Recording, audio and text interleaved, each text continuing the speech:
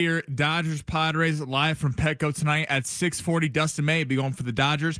Originally supposed to be Clayton Kershaw, but Dave Roberts flipped it, and Nick Pivetta, the ace for the Padres, going for the Pods. The over/under opened at 5.5 as a bet all the way up to 8.5. The Dodgers are currently minus 120 on the money line. And Oklahoma City won Game 2 handily by 16 points. Tyrese Halliburton only had 5 points going into the fourth quarter, finished with 17. Game 3 will be on Wednesday. This Father's Day, grab great gearhead gifts at Summit Racing. You'll find parts, tools, accessories, apparel, and more, or give the perfect card, a Summit Racing gift card. Fast shipping, massive inventory, and expert tech advice are a click away at summitracing.com. Check the clock. What time is it? It's high noon. I've seen the future. You know what it is? I could see in Game 2 Oklahoma City coming out and putting a beat down on the Pacers. Coco Gauff, the American, going to bring it home on the women's side against Sabalenko. I think they're going to absolutely decimate the Rockies tonight. More than 1.5 total bases for Juan Soto. I think we're going to see a knockout or a chokeout in this fight. I'm smart and I want respect. Now it's time to enter the Fletch Zone. Yeah, let's get it going. That's right, CJ. On a Monday, if you couldn't tell by the open, long shots won over the weekend. Congratulations to Sammy. Five-legger in the bank. Kid's been on fire. We got to give him credit for that. It is San Diego Sports 760. My name is Ben Fletcher. That is Sammy Long. We're with you till 2 o'clock today. But who cares about the hour and 15 minutes of the show that is not long shots, which is coming back at 12:45. We'll see if Sammy can keep this streak going heading into a weekend in Vegas for his birthday coming up on Friday. Hey, we had a busy sports weekend. Tennis kind of took center stage. I was making fun of Sammy a little bit last week for how invested he was in the tennis. It ended up being the coolest thing that was on television this weekend, and it wasn't particularly close between Alcaraz and Sinner. One of the more memorable tennis matches you will ever hear about in your life. Plus, Coco Gauff getting the win and securing the win for long shots. UFC, big disappointment. I thought Sugar Sean kind of got his ass beat the second time against Merab Dvalishvili, which he's now gotten his ass beat twice by Merab Dvalishvili. So we'll talk about that a little bit. Padres, they take 2 out of 3 from the Brewers. Didn't score a whole lot of runs, but hey, when Manny Machado's slugging and you got pitchers that are going well, Burgert, I'm telling you, I really like this kid. It went well for the Padres out in Milwaukee. They come back home, and for some reason, it's finally here. For some reason, Padres-Dodgers has been delayed all the way until June 9th, but it is finally here. We will see it go down tonight at Petco Park. Very, very excited a bit about this. Sammy, reset the pitching matchup. It's no longer Kershaw for the Dodgers. It is Dustin May. They flipped it. Kershaw went yesterday. Definitely a more favorable matchup for the Dodgers. Kershaw has really kind of struggled this year, but did have a pretty good outing with 7 Ks yesterday against the Cards, and Pivetta going for the Padres. So you feel good about that, hopefully. Now, Dustin May is one of the brighter young pitching stars in the country, but has dealt with tons of injuries over his first few seasons in Major League Baseball. All right, we're going to get to all of it today, including a stop by of everyone's favorite guest. Oh, my God. Get ready, people. The host of Dodger Talk, David Vassegh, coming up at 12:30. This is kind of tradition that we talk to David before every Padres-Dodgers series. I'm curious what he will have ready to go for us today. But I'm also curious if David Vassegh is a little scared because Manny Machado has been hitting the crap out of the baseball lately. Real quick, David Vassegh, can't wait for that. Always fun to talk to David. But there's some sad news today, Fletch. And I don't know if you got to this over the weekend because I know you had a big dance recital on Saturday that went very well. What's your niece's name? Kind of makes it seem like I was dancing. I was not. I was an audience member. You didn't get up and dance? No, my niece Talia danced. My brother-in-law James danced. But yeah, that was a big 3-hour. So much fun. My only problem though is we've got a cease and desist from Prize Picks because of the amount of money that is being made from the San Diego area because of long shots, and unfortunately, at the expense of all of us, we're making money. Fletch, unfortunately, is at danger of losing his endorsement. So let's just be positive for Fletch today. Make sure he's feeling welcome because he might be having to downsize in the house here soon. So just want to throw that out there in case Fletch seems a little off today. Believe it or not, I actually spoke with the fine folks over at Prize Picks last week. They love what's going on here in San Diego. They love the fact that we're killing it the way we are. They love that they're about to go bankrupt. That we got all of our listeners on board. They just want people to use the app. They have as much fun running that company as we have playing it. I know that for a fact. But download Prize Picks, use promo code Fletch, hop on this rocket ship before it falls out of gas or runs out of gas and falls back to earth in a big way. But Sammy's on fire right now. Some people have said I'm a fortune teller. Some people have said I'm a psychic, a prophet. I wouldn't say those things. You talk to your grandma way too much. That would be egotistical. I wouldn't say stuff like that. It's just other people are saying it, and who are we to tell listeners what they're saying and what they should think? Alexander saying Sammy is the man on YouTube. Thank he you, also Alexander. said face tat Sammy is locking in for his Vegas birthday extravaganza. 949 said can't wait for the roast of Sammy 2025 on Friday. We need that. Start loading up these roast jokes now because Sammy's birthday is coming up on Friday. We want the text line. We want the YouTube chat. Hell, put it on X for everybody to see. We want everyone roasting the hell out of Sammy, whose head has gotten officially too big. We have some surprise guests stopping by Friday as well, apparently. Well, for the first time of this week, we need to get to the big three. Sammy Long's going to take us through the top stories in the world of sports. Sammy, smash that button. Let's see. Underdogs? Nah, that's old. Those with a less than good chance of winning? Too wordy. Wait, got it. It's time for Sammy's Long Shots. If you'd like to watch the show, we got two options for you on YouTube at San Diego Sports 760. That stays live from 12 to 6 every day. John and Jim take it over right after we get off. And on X at Fletch and Sammy. That is where you can DM us at any point, whether you want to praise Sammy for his long shots picks, or if you want to just, I don't know, tell us about your day. We would love to hear from you. So give us a follow there as well. Sammy, where are we starting the show? All right, we're starting Dodgers Padres. Obviously, biggest story of the week. Always a fun matchup between these two. So, but a little bit different twist on this. If you had to take 5 players who are playing in this series for the next 5 years to build a team with, who would they be? Tatis and Merrill right out of the gate. How old is Mookie Betts? 32. I'm still going with Mookie Betts. For the next 5 years, you're saying? Yes, for the next 5 years. Still going with Mookie. Might have to take Dustin May if health is not a question here. Dude's got like a 97-mile-an-hour slider. One more?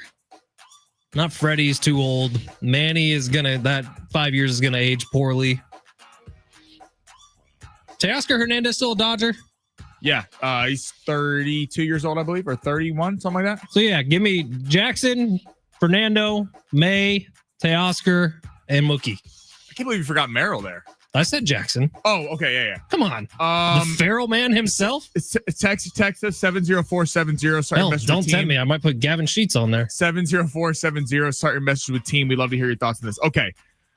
Otani, Fernando. I did forget about Shohei Ohtani. Yeah, I mean, he might have to. Yeah, sorry, Mookie. Otani, Fernando, I think are givens.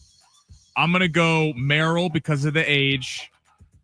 Mookie because he's still 32, even though he's been struggling this year. I would still take him. I think I'm taking Freddie and Machado out simply because of age. I think that over the next 5 years, because Freddie's 36, I believe, and what's Machado at? 32?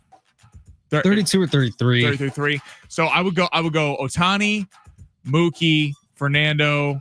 Man, he's going to be 33 in a month. Okay, Merrill, and then I might take a shot with the kids and build around Merrill and Pages. Pages is quietly been really good for the Dodgers. He's got a potential all-star bid this year. He bats about 7th in the lineup. He's been really good over the next 5 seasons. I think I would build around Merrill and Pages. That would be a pretty nasty little duo, though. Can I adjust my list now that I remembered Shohei Ohtani exists? Yeah, I was about to say, I mean, you got to include Shohei Ohtani. Fernando Tatis Jr., Jackson Merrill, Shohei Ohtani, Mookie Betts, Manny Machado. I'm keeping Manny. 949 Dude's in says his 14th year and he's having a career season. 949 says Tatis, Ohtani, Jackson, Betts, and Kershaw to coach. Kershaw to coach would be good. Dude, Kershaw's crazy. You want Kershaw to coach so you can melt down in the postseason? That'd be good. Okay, What's next on the big three? Number 2, Cooper Flagg, private workout with Dallas, only working out for Dallas. We all know he's going to be a Mav. But here's the question. Which head coach opening is more appealing? Dallas with potentially Cooper Flagg, Kyrie Irving, who might be out for a large part of the year, and Anthony Davis, or the New York Knicks with Jalen Brunson, Karl Anthony Towns, and that whole lineup out there? It's tempting to say the Mavs, but I got a follow-up question for your scenario. Okay. Is Nico Harrison going to be the general manager? Nico Harrison. The whole time I'm the head coach. Yep. Nico Harrison's the GM. Well, he's at least the head coach the GM for right now. Dude, I think I have to take the Knicks job. I don't think I can work in the same building as that man. The easy answer is the Mavs because you get Cooper Flag. You get the youngest superstar of all of them. But I would be hesitant to do that because you're counting on a 32, 33-year-old Anthony Davis being healthy, which he hasn't shown he's been able to do over large portions of the season. Kyrie Irving's going to be out for most of next season with that ACL injury. He could come back towards the end. Kyrie's a baller, but he's 33, and he's got to opt into his player option. The problem with the Knicks, they gave up 5 picks for Mikal Bridges. So there's not a lot of room to grow, not a ton of things to be able to do with them. But at the same time, you're looking at the Eastern Conference. Jason Tatum out for a large part of the year. There's rumors about potentially Jaylen Brown getting traded, Drew Holiday. So the Celtics could be blowing it up. The Pacers, I don't know, they're a very good team, but I don't know that they're a dynasty-worthy team. Detroit's kind of coming up there in the East, and the Cavs have shown they're not quite what their regular season record indicates. So I might go with New York because I feel like that's a much more stable situation. And to your point, Nico Harrison being the GM, I can't trust that. Now, if we really want to get into it, being the head coach in Dallas means you keep more of the money you earn. Being the GM being the head coach in New York, you're going to get taxed heavier, but your paycheck should be higher. Your paycheck will definitely be higher being the New York Knicks head coach. Probability of getting fired, probably higher in New York. Probably higher in New York. They probably give you more lenience. Well, Nico Harrison is the GM. So yeah, but you'd get more lenience because you have Cooper Flag and you have to build around. Like the hope, maybe not the reality, would be that you get a couple years after Anthony Davis and Kyrie Irving. Right.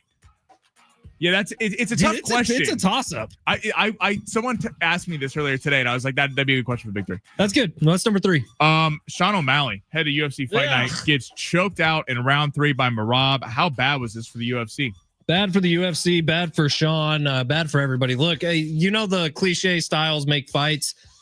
Sean O'Malley has nothing for Merab. Has nothing for him. And if we believe everything he says, he spent the last year really training, cutting out weed and alcohol from his life so that he could focus on one sole thing, and that would be beating Merab Dvalishvili.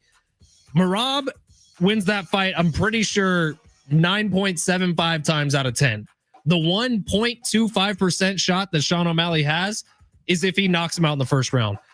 It was so overmatched. It wasn't even funny. This fight actually looked more lopsided than the first time these two faced off with each other. And Sean had nothing for him. He tried the little front kick. He was trying to go catch him on when Merab was advancing.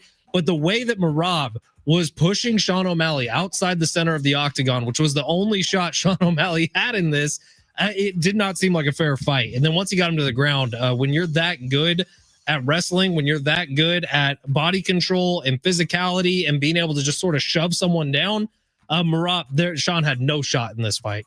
Kind of sad to see.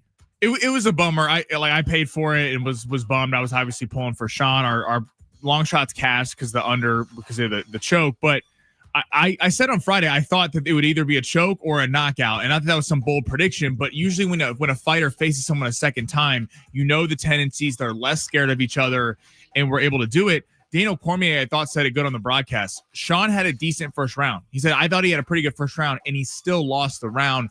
In terms of the bigger scope of the UFC, not good for the UFC. The UFC wants a big-time American superstar that's got a fun mouth. You either love Sean or you hate Sean. There's not a lot of in-between, and that's kind of what they need. Merab Dvalishvili is not super marketable in terms of nationwide. People aren't going to be paying $80 pay-per-views to watch Merab. He'll be co-headlining events with bigger stars because you got to be able to sell it.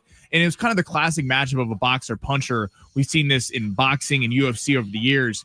With the UFC, it's a grappler versus a puncher. In boxing, it's a defensive fighter versus the power puncher. And usually defensive fighter or the grapplers win. Sean was able to kind of offset that when he knocked out Sterling out cold, even though he was a big-time wrestler.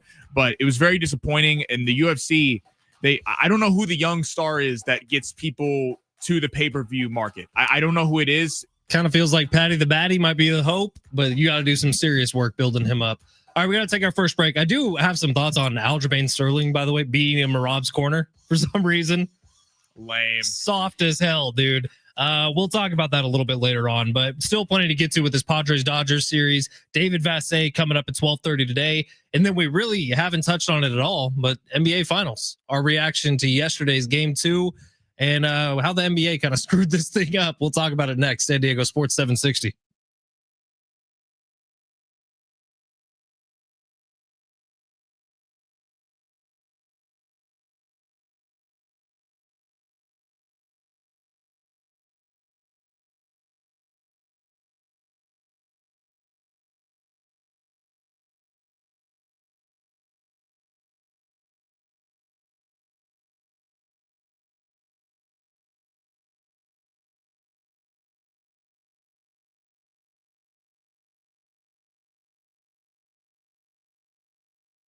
I saw this number over the weekend, and it was that in a home buying process between mortgage lenders and real estate agents and inspectors, all these different things, you end up hiring 80 people to purchase a house.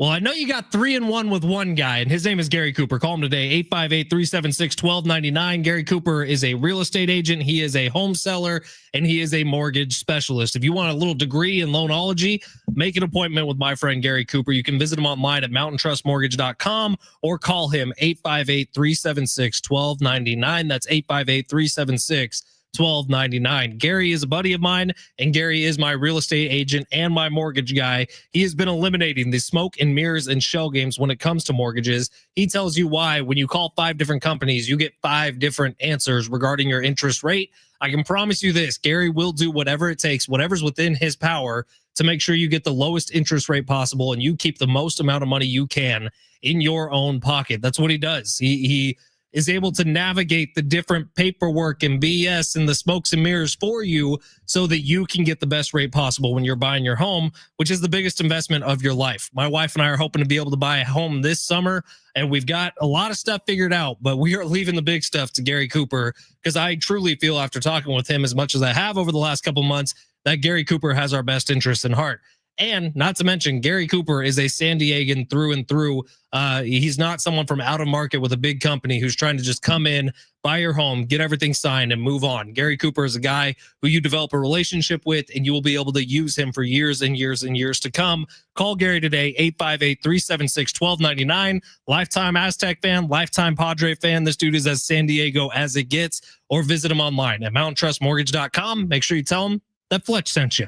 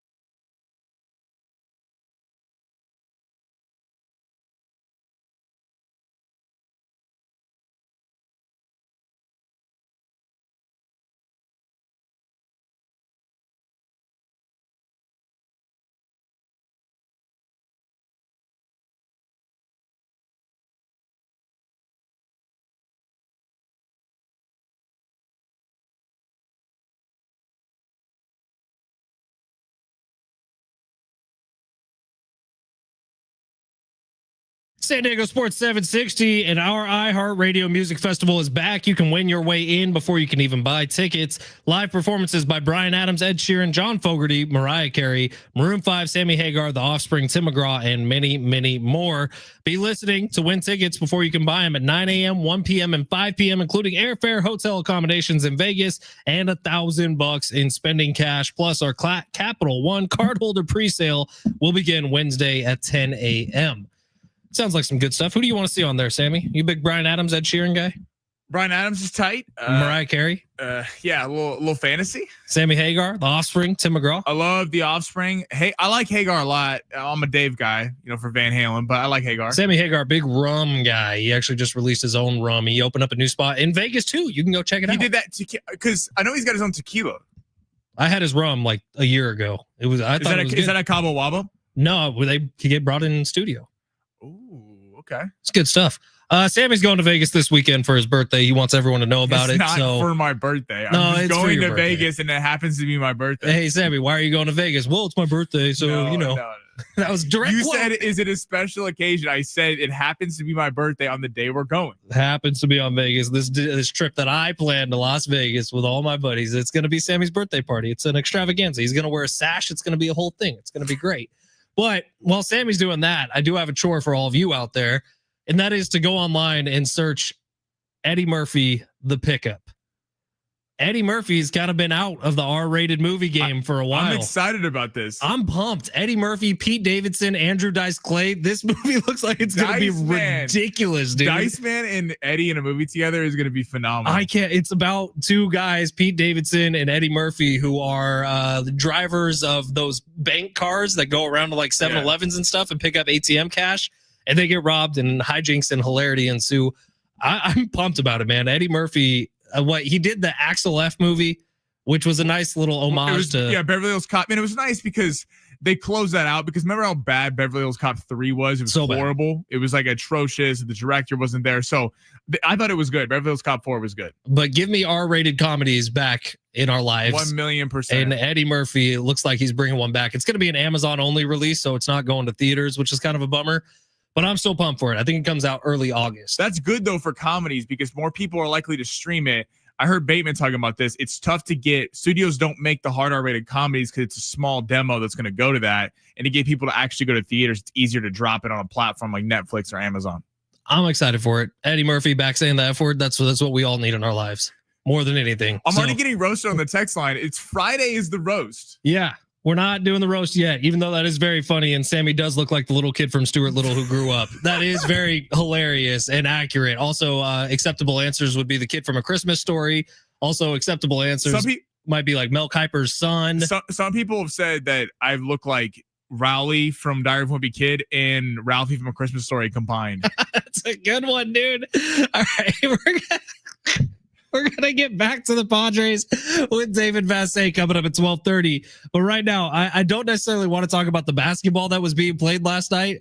I want to talk about how ABC decided the fix to game number 1, where there was zero mention on the court or sidelines, that this is, I don't know, the NBA Finals. Like, you remember the Cleveland Cavaliers were facing off with the Golden State Warriors, and the Larry O'Brien trophy took up damn near half the court. It was diagonal at center court.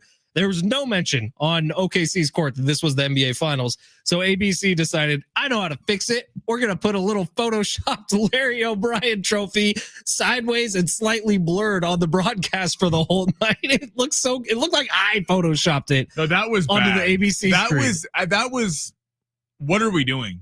ABC, ESPN. Like, whose idea? First off, whose idea was that? Because they had to impose it beforehand and see how it looked.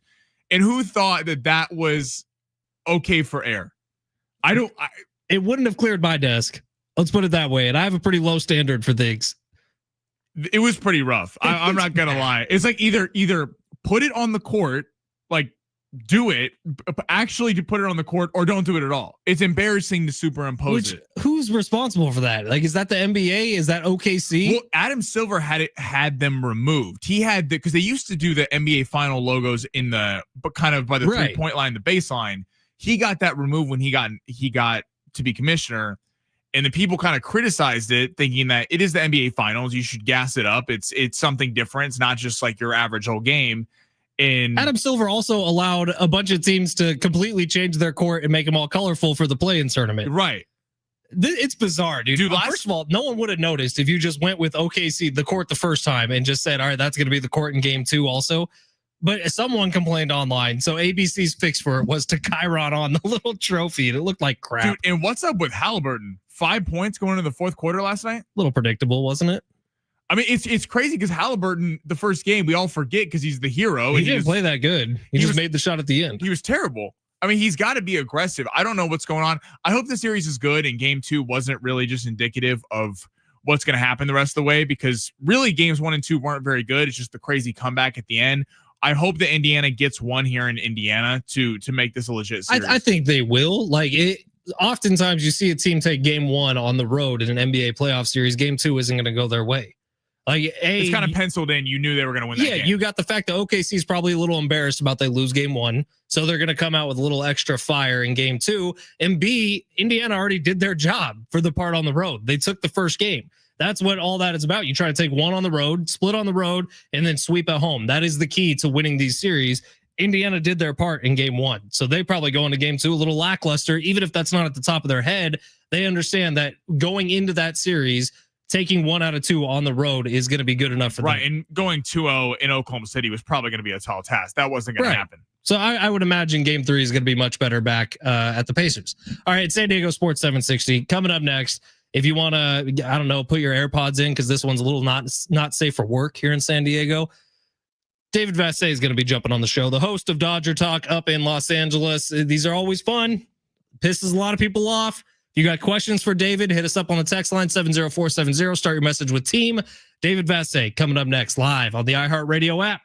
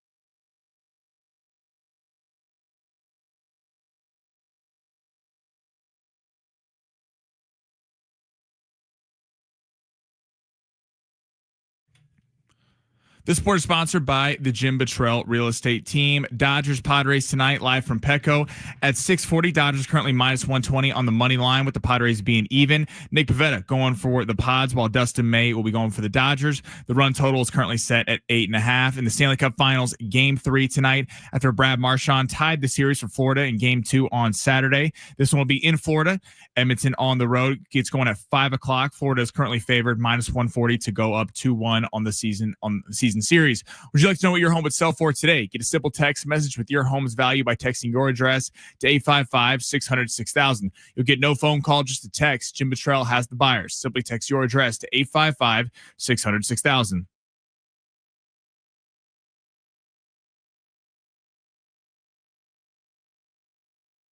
Yeah, it's San Diego Sports 760. Ben Fletcher, Sammy Long with you till 2 o'clock today. John and Jim will take over then. Usually this man stops by our show early on in the baseball season, but somehow baseball season has taken a while for the Padres to finally play against the Dodgers, so we're having him on today. David Vassegh, host of Dodger Talk up in L.A. He's an iHeart brother. He's also a real scumbag, David Vassegh is.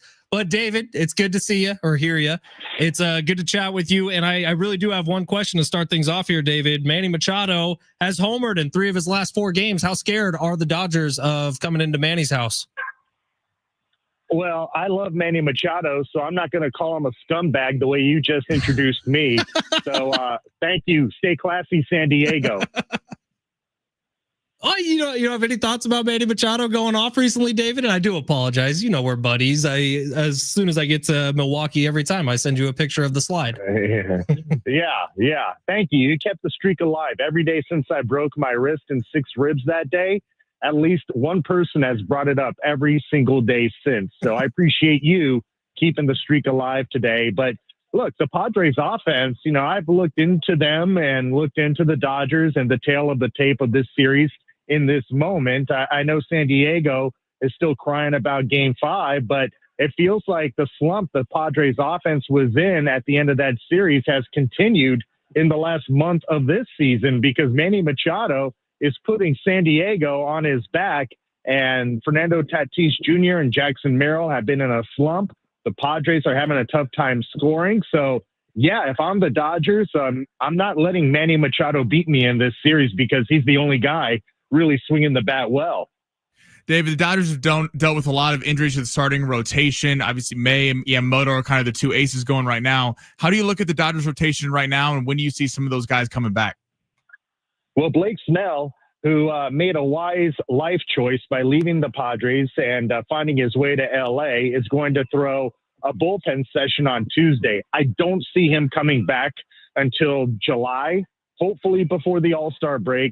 Tyler Glass now, not sure. I mean, nobody really knows as far as that goes. But if they can get Snell back before the All-Star break, that would be a huge boost because they just had to put Tony Gonsolin on the injured list with a flare-up of his right elbow. He was supposed to pitch in this series, but because Gonsolin is on the injured list, the Dodgers are going with rookie Justin Robleski on Wednesday, and what they do tomorrow is still very much up in the air. So that's really been the reason why the Dodgers have been middling the last 30 games or so. Their offense is tops in baseball. They score more runs than anybody else. They homer more than anybody else. But the starting pitching has been an issue because they don't have their guys. And it feels like a lot of the time over the course of the last month and a half, the Dodgers are playing from behind. So if they can get the lead first, I think that would change. I think whoever scores first in these games, especially with the Dodgers on the road, I think has a very good chance of winning because both teams have really good bullpens. David Vassegh, the host of Dodger Talk up in LA, joining us here today. David, you have a tweet out about Shohei Ohtani. What is the latest on the superstar, the undisputed MVP a year ago from just the DH position? Is he going to be pitching soon? Not soon, but he is going to throw a simulated game at Petco Park tomorrow. So that's kind of been the routine. He has been throwing these live BP simulated games the last couple of weeks every Saturday. But because there was rain in St. Louis, the Dodgers pushed it back to tomorrow just to make sure the conditions were right. And there were 2 day games in St. Louis, so it just didn't make sense. But I wouldn't expect Ohtani to pitch in a game until after the All-Star break. In fact, manager Dave Roberts told me that 2 weeks ago, and everybody just keeps asking, thinking the answer is going to change. It's not. It's not going to pitch until after the All-Star break, and the Dodgers are viewing it as a weapon for the stretch run and also a weapon in the postseason that nobody really has because, remember, there's a cap on how many pitchers any team can carry on their postseason roster. Ohtani would not fall into that pitcher category. So essentially, they would have one more pitcher that other teams don't. Is there any thought to bringing him out of the bullpen, or are they just fully looking to have him be a starter? Yeah, I know a lot of people have thrown that out there, but logistically, how would it work if he was going to pitch the last 2 innings of a game of a playoff series if he's due up in that half inning before. I guess he could go throw underneath in the batting cage, but I would say that would be an extreme circumstance where it's game 5 of the NLDS in San Diego, or it's game 5 in New York of the World Series. He could be that Walker Buehler for the Dodgers this year, but I don't see them doing that in the regular season. David Vassegh joining us today here on San Diego Sports 760. David, we're hoping that the trade deadline for the Padres is an active one. They obviously have a couple positions of need. Similarly to the Dodgers, pitching is a need for the Padres, as well as left field. What are you expecting the Dodgers to do this year around trade deadline time in July? Yeah, well, Andrew Friedman's on the record as saying he's looking for a right-handed high-leverage reliever. They just got Michael Kopech and Kirby Yates back over the weekend, but still they lost Evan Phillips. Evan Phillips is on the shelf for the rest of the year, and that's a big loss for the Dodgers. There's no guarantees Blake Trinan's coming back this year either, so that's the primary focus. But I'm a big advocate for the Dodgers. If the Braves fall out of this race even more and decide, you know what, we got to be sellers at the deadline, I would be a huge advocate for Chris Sale. Chris Sale could be the most valuable starting pitcher at the trade deadline, whether it's the Dodgers or any other team, because he's a guy you would want pitching a playoff game. And he's under just a 1-year contract. He'd be a rental. I know Dodger fans are dreaming about Walker Buehler, but he really hasn't pitched that well for Boston this year. So yeah, I number one on my list would be Chris Sale. And if the Cardinals somehow fall out of it, their closer Ryan Helsley also would be an attractive trade chip for them. Up there in LA at AM 570, how do you guys view the number one competition for the Dodgers in the NL West? Is it the Padres or the Giants or maybe the Diamondbacks for a little bit less for farther back? Just in the division? Yeah. Yeah, I don't view the Padres as a threat, really. I mean, I really don't. I mean, they didn't do anything during the offseason. Their pitching depth is very thin. I just feel like in certain cases, the games are too long for teams against the Dodgers, and it feels like the season is going to be too long for the Padres. So I hope San Diego enjoys another wild card round. That should be exciting for everybody. Did nothing over the offseason? Have you not seen Nick Pivetta pitch, who's going tonight? Or how about Gavin Sheets smashing the cover off the baseball every other day? Did nothing over the offseason. Come on, David. Yeah. Does that compare to Blake Snell or Tanner Scott? You remember him, right? Tanner Scott, who's kind of sucked all year? Or how about Blake Snell, who's hardly pitched? Well, at least they made the right moves. They went out there and were aggressive. They're the ones that won the World Series and acted like they lost. The Padres, I understand the ownership situation, but I'm sure that was you guys both felt defeated when it was just Gavin Sheets and Jason Hayward and Nick Pivetta. But a good effort. I enjoyed the effort by the Padres. You are saying the right things here, David. It was actually this entire offseason, I think we called it the bad, terrible, horrible offseason from hell as they were getting ready for the year. But things have worked out kind of nicely. How do you feel this series is going? Obviously, tonight, Pivetta, Dustin May. Is that advantage Dodgers in the pitching matchup? Or would you be open to saying Nick Pivetta has been the ace so far this year for the Padres and been pitching very well? Well, I heard Ben give all the gambling lines. Are you guys aware of how good his Pavetta's ERA at Petco Park is? It's under 2. And Dustin May's ERA on the road this year is over 5. So on paper, the pitching matchup favors the Padres. But again, the Padres have been struggling to score runs, but I know San Diego always treats a regular season series in June like it's game 5 of the playoffs. So it'll be electric, and I'm sure the Dodgers will get the best from the Padres. What do you have a problem with the fact that the Dodgers and Padres aren't even playing until June, that it took this long, or no? Yes. The Dodgers haven't even seen the San Francisco Giants yet. They haven't even played the Giants. They're going to see them on the next homestand as well. And we were just in St. Louis and talking to their group of people over there. The Cardinals and Cubs haven't even played a game yet. So it's a very strange schedule this year where these interdivision rivalries haven't even taken place. So very strange. And I guess it's good for the stretch run, but it is odd that the Dodgers and Padres haven't seen each other until tonight, yet they're going to play each other 7 times in the next week. It is crazy. Yeah, 7 out of the next 10 will be Padres Dodgers, which is fun for me. David, all seriousness, I do appreciate the hell out of you, man. You're a good dude. You're just allergic to slides, and we all get it. Hey, in all seriousness, I thought the Padres were going to be a contender. This does not shock me that they're only a game out. They have a great core of players.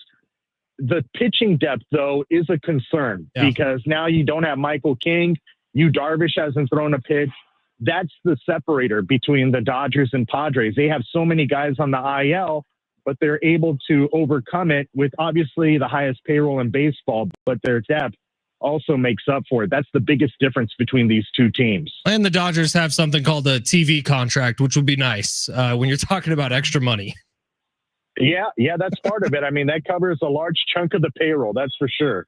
Hey, David, you're the best, man. If you're around in San Diego, I'd love to buy you a beer, pal. All right, thank you, guys. I'll take a 401. Right, that's Tony Gwynn's brewery back in the day. Huh? 494. Oh, 494. Okay, got it. It's good stuff, man. It's by AleSmith. Really good stuff. All right, there he goes. David Vassegh, open AM 570, host of Dodger Talk. He's after every single Dodgers game, but David is a good dude. I know we give him lots of smack here. I actually really like the guy, which kind of pains me inside. The text line is saying that David and I should have bet for a pie in the face, a la Dan Patrick show. It's kind of someone has to drive up. I know. I'm not down to get a pie in the face. I think I'm past that phase. I'd rather lose money, I think, than get a pie in the face. Now, this is giving me a little bit of an idea because I would really like to see Sammy get a pie in his face. Why am I always the one? First off, I don't lose bets. We've already established this today on Long Shots that we just win constantly. Why am I always the one singing Enrique Iglesias? What was I singing? What song was that? My Hero. My Hero. But you were replacing it with My Hero because of Tyler Harrow. You never have to do anything. I have to do a lot of stuff, Sammy. Just not on air. 619 does give you props, Sammy. He says cashed $400 on long shots this weekend. I forgot to opt into the protected flex play, so I said F it and went full power play. Exactly. Not gonna lie, SGA had me S&Bs sweating bricks at the end. Well done, Sammy. Well done, Sammy. We're going to see if the streak continues. That's coming up next. It's called Long Shots. We do it every day here. Why don't you download the PrizePicks app, use promo code Fletch to get yourself ready for it. That's next on San Diego Sports 760, live on the iHeartRadio app.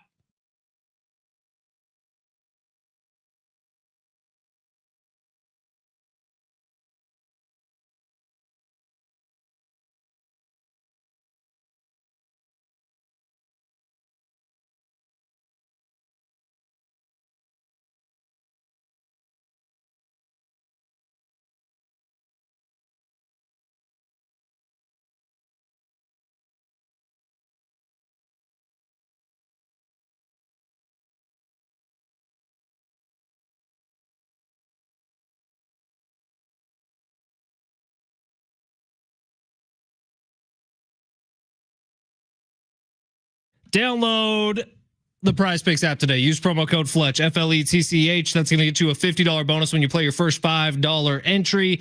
And when you download it, you can start making entries. It's as easy as picking more than or less than on at least 2 players. You turn that in and you can win real cash if you got the skills on PrizePicks. Tens of millions of active members already, billions of dollars already awarded in winnings. Download the PrizePicks app today. Use promo code Fletch. Get that $50 bonus because we are going to gift you a free $5 lineup coming up in about 5 minutes. Just stay tuned here on San Diego Sports 760. But I love PrizePicks for the promotions. I love it for the Flex Fridays and the Taco Tuesdays where they are begging you to win money on PrizePicks. You could start doing the same thing. Download the app today. Use promo code Fletch, FLETCH, and check out my Instagram story at Fletch Sports if you want to see the winning lineup that Sammy put together over the weekend. All the info is there as well if you missed anything. Download PrizePicks today. Use promo code Fletch and run your game all season long on PrizePicks.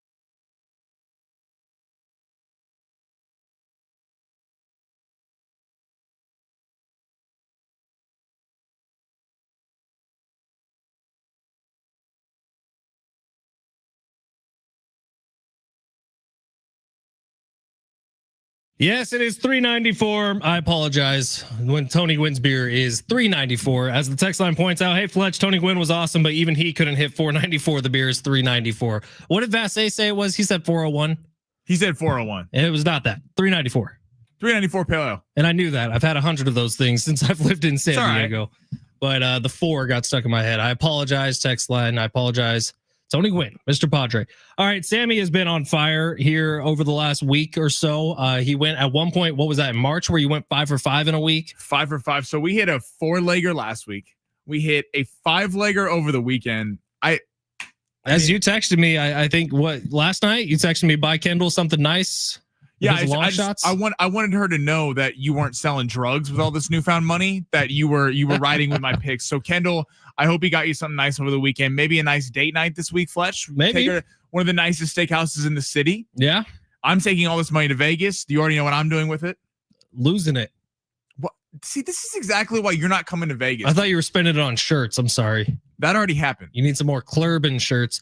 But this is the time of the show where we do something called long shots. If you weren't listening, you can download the Prize Picks app. You can use any daily fantasy sports app you want for this. Sammy and I use Prize Picks. A lot of our listeners have been as well. And I will tell you, there's nothing that makes me happier. Seriously, nothing that makes me happier when we get a DM or a tweet sent at us that shows a screenshot of one of your Prize Picks lineups. It really does make me happy. Use promo code Fletch when you download it. That gets you a free $50 once you play your first $5 entry. This could be your first $5 entry. So Sammy Long, smash that button. Or in maybe a minute, we can read this text from the 858. The problem with baseball scheduling is that you play the same team usually twice quickly, usually twice in 10 days. So with only 4 series with your division in a 6-month season, what's a good time to play? Would you rather the Padres play the Dodgers in April than not see each other till September? I understand the logistics of it. I just don't know why baseball had to change. At one point, they were playing each other, I believe, 19 times a season. I feel like that's the way to go. More division matchups is better. And now this year, with the Padres and Dodgers hardly playing each other, we would have already had one of these 6 or 7-game series between the two teams separated by 1 in the middle already this season leading up to this one. So now it just sucks that we have to wait all the way till June, but it should be a fun last couple months of the season. All right, Sammy, hit the button. Let's see. Underdogs? Nah, that's old. Those with a less than good chance of winning? Too wordy. Wait, got it. It's time for Sammy's long shots. Much like Katniss Everdeen, this girl is on fire. Sammy, where are we starting today? Wasn't that Beyonce? No, it was Rihanna. Who Rihanna. Yeah, has the song, but no. Sorry to Riri fans. I Alicia apologize. Keys has the song. Yeah, it's Alicia Keys. But Katniss Everdeen was the girl on fire in the Hunger Games series. Yeah. All right. So, now it's Sammy Long. I'm the girl on fire. I'm the queen bee on fire. Okay, so we have 3 baseball picks and 1 hockey pick. All right, Fletch, you can veto one if you want. I don't think so. Okay, so we have 2. We have a Dodger pick. We have a Padre pick. So normally we've been staying away from the Padres, but because we're getting into just baseball season, we're going to use the Padres. We'll watch them every night, so feeling good. All right, we're going to start with the Padres. Fernando Tatis, Red Demon, more than 2.5 total bases. I feel like this is I love that pick. This is a big night for Fernando. He had the day off yesterday. Machado's been carrying the team. I think Prize Picks wants us to pick Machado. Padres going to be careful pitching around him, or the Dodgers going to be careful pitching to him.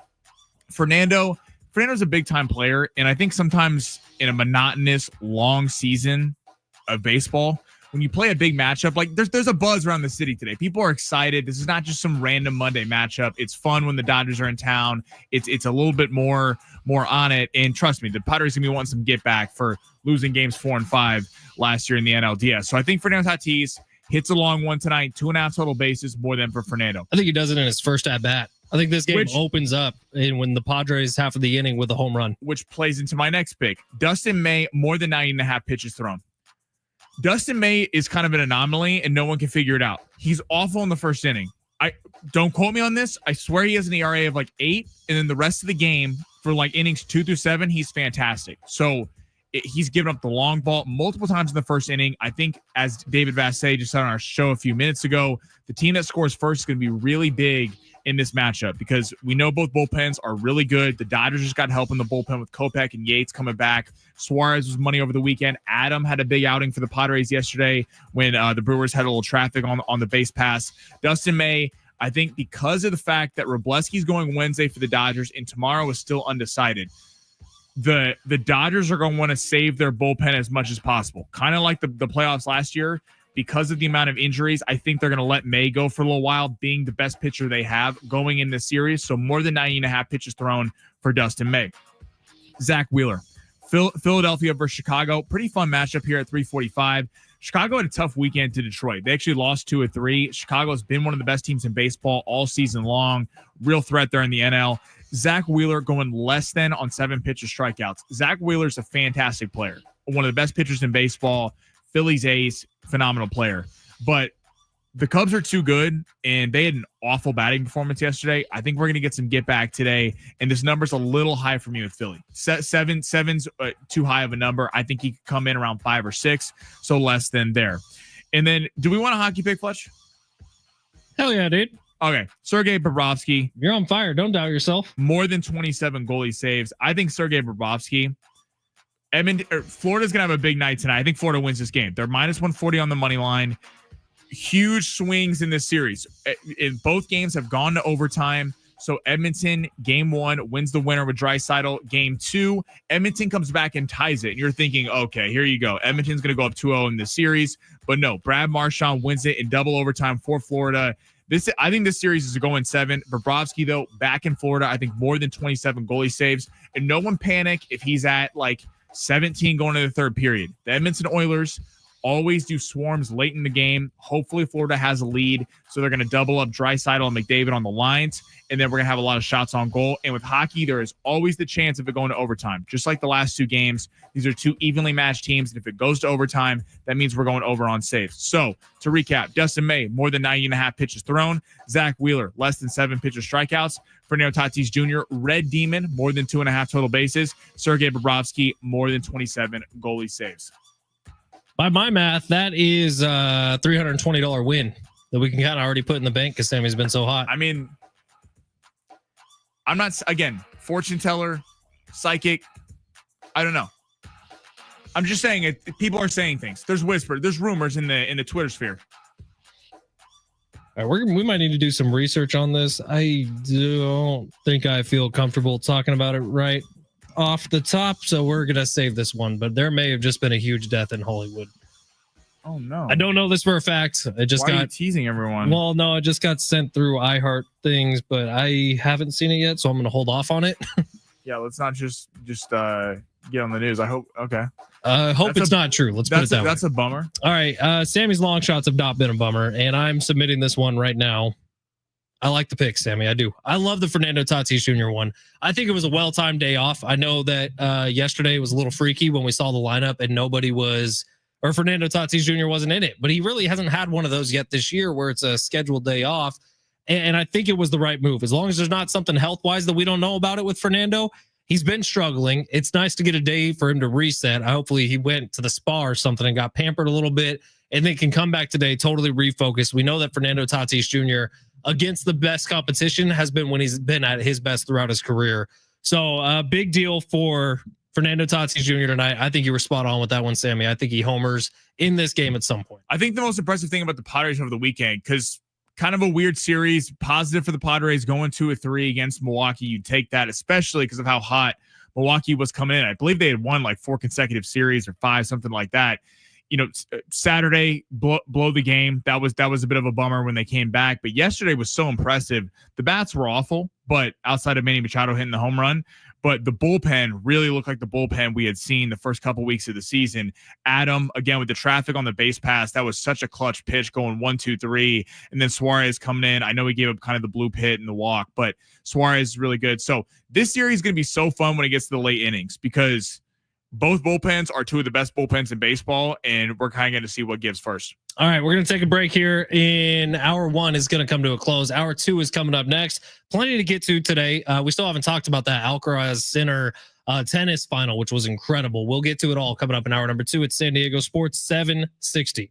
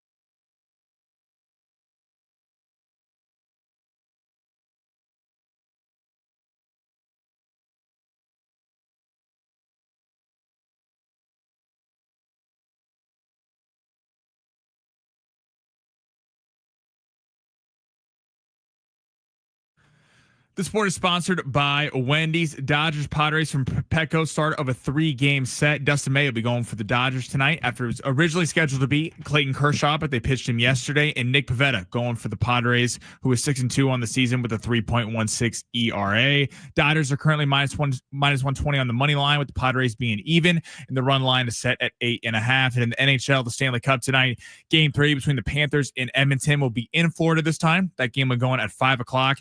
The goal line is set at 6.5, with Florida being a slight favorite at minus 140. Big news, bacon lovers. Wendy's Son of a Baconator is only $3 for a limited time. For just $3, you get crispy, crunchy apple smoked bacon, 2 juicy beef patties, and plenty of cheese on a burger for bacon that just won't quit. Gotta be Wendy's. Check the clock. What time is it? It's high noon. I've seen the future. You know what it is? I could see in Game 2 Oklahoma City coming out and putting a beat down on the Pacers. Coco Gauff, the American, going to bring it home on the women's side against Sabalenko. I think they're going to absolutely decimate the Rockies tonight. More than 1.5 total bases for Juan Soto. I think we're going to see a knockout or a chokeout in this fight. I'm smart and I want the spec. Now it's time to enter the Fletch Zone.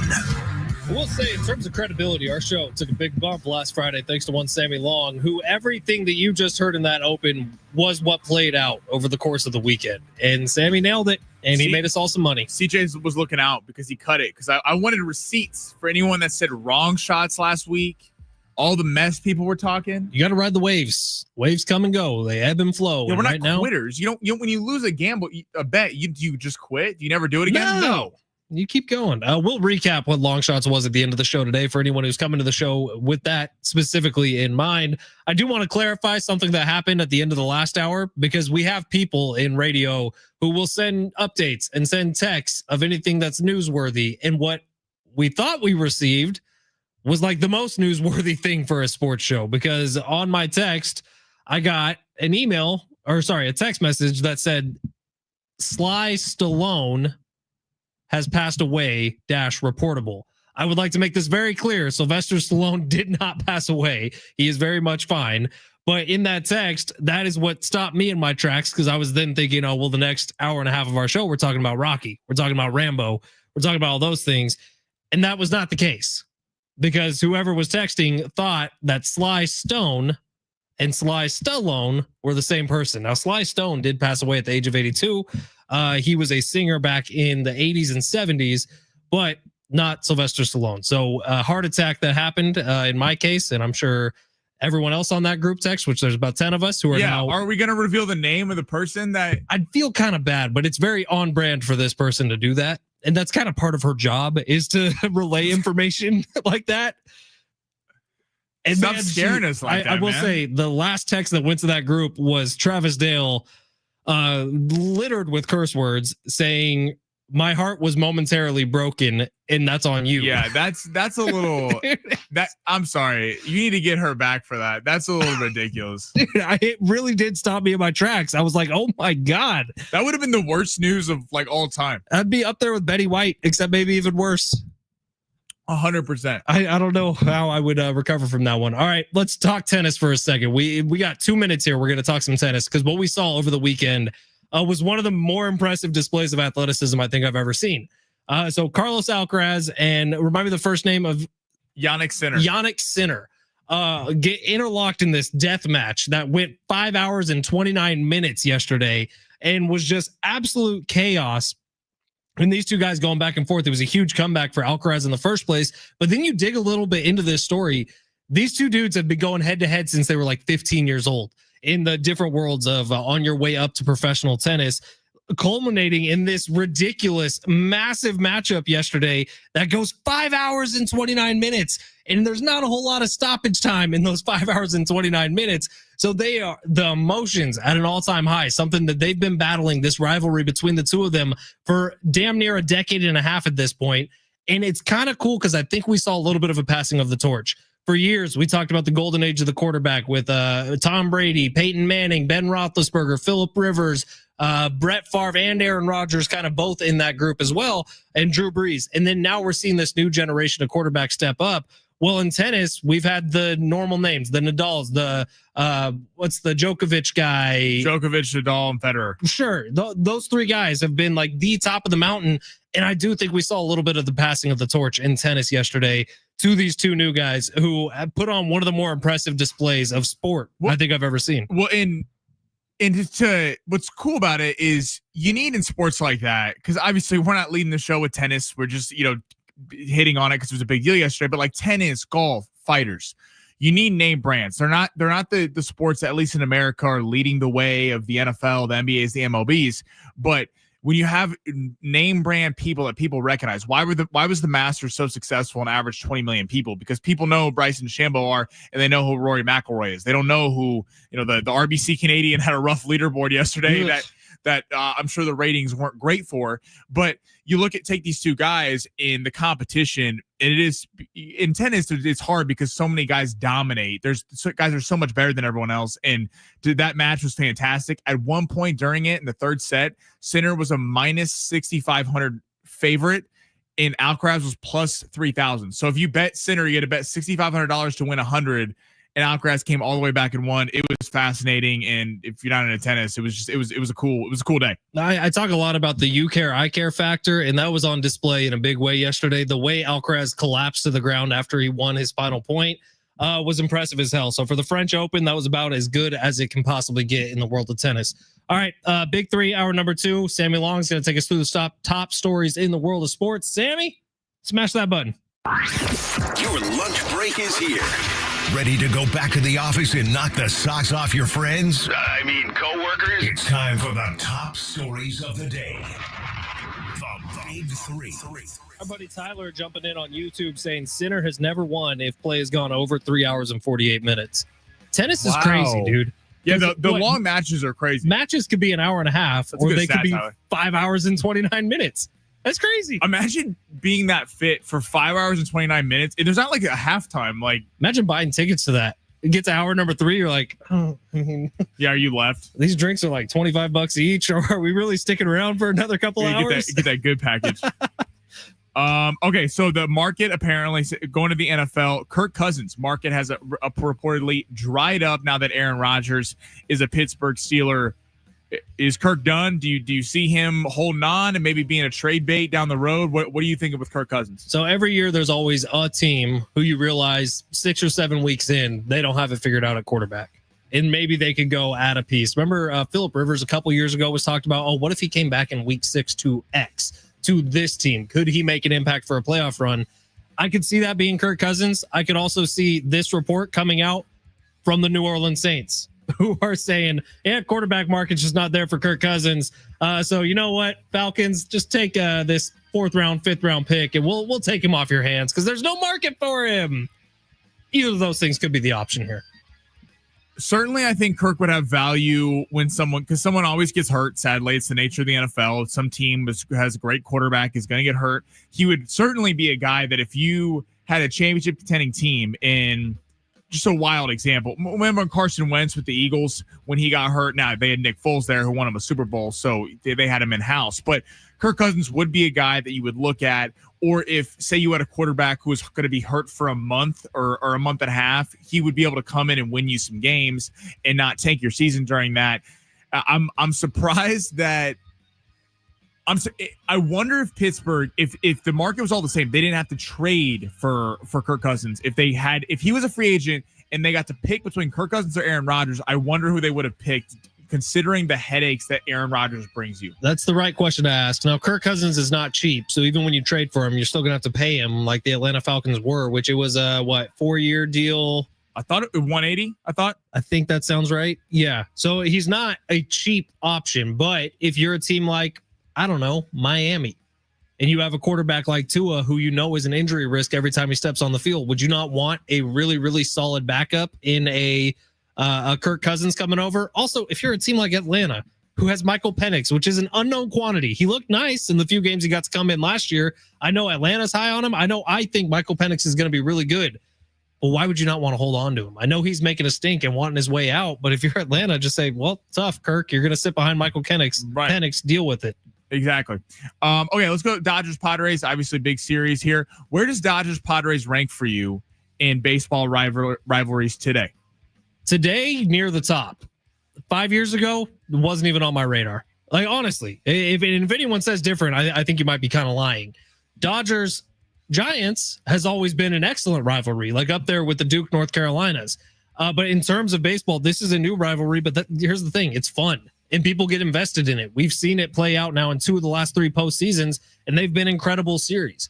This is about as good as it gets in baseball right now. So hold on tight and enjoy the ride, because I would imagine 7 out of the next 10 games in baseball are going to be freaking awesome death matches between 2 of the better teams in the sport. Completely. The NL West has so many fun rivalries. But I mean, then it's not on the same level, but Padres playing the Diamondbacks and the Dodgers playing the Giants. There's all these fun rivalries between. I'm with you. I think it's towards the top because you see the hate that both fan bases have for each other. I think it comes through on camera, especially in that playoff series last year. And you go back to this. How do you get some kid in Milwaukee who the Brewers are out to go, hey, why am I going to sit here and watch a Padre Dodger game? Well, when Jack Flaherty and Manny Machado were literally going to get in a fist fight, and Dave Roberts was screaming at Manny Machado. Dave Roberts was screaming.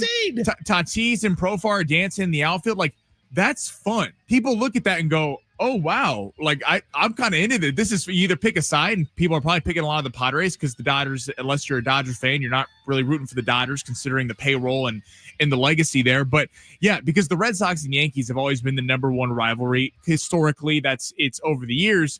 But the Yankees and Red Sox the last few years haven't really been good at the same time. The years the Red Sox have been really good, the Yankees have been down a little bit. The Red Sox have been down for a few years now. They've gotten better this year, so that rivalry was renewed over the weekend. But certainly, Dodgers-Padres is fun, and I think even if you're not a Padre-Dodger fan, I think it kind of brings some allure to baseball. Well, and it's got a great mix of young rising stars and for sure locked-in veteran Hall of Famers in this series. Yu Darvish, Manny Machado, Freddie Freeman, Clayton Kershaw, Mookie Betts. Like, those guys, those 5, it'd be real hard for me to say they're not Hall of Famers. And I don't know if you get that everywhere else in baseball when you're talking about a rivalry matchup. This is about as good as it gets. Totally. Let's head back to the NFL. Another NFL story. Texans signed running back Nick Chubb. Fantastic player, but dealt with some injury issues. We're seeing all the reports coming out about Travis Hunter balling out in OTAs. You got Cam Ward down there in Tennessee. Who do you think is the favorite to win the division in the AFC South? And do you think it's clear-cut the Texans are? Or why do we not talk about the Texans in the bigger picture in terms of AFC being a legit threat? That's a good question. Let's start with Nick Chubb first and foremost. Nick Chubb, a lot of people thought his career was over in that game with the Cleveland Browns when his knee got absolutely destroyed 10 ways to Mars. Like, it was awful how his knee got twisted around and jacked up. He's 29 years old. And if you've seen any of his workout video that admittedly he's been putting out, so it probably is looking as good as it can possibly look, he looks like he's in phenomenal shape. I think this is a huge win for the Houston Texans, who are surrounding CJ Stroud with as much talent as they can possibly do.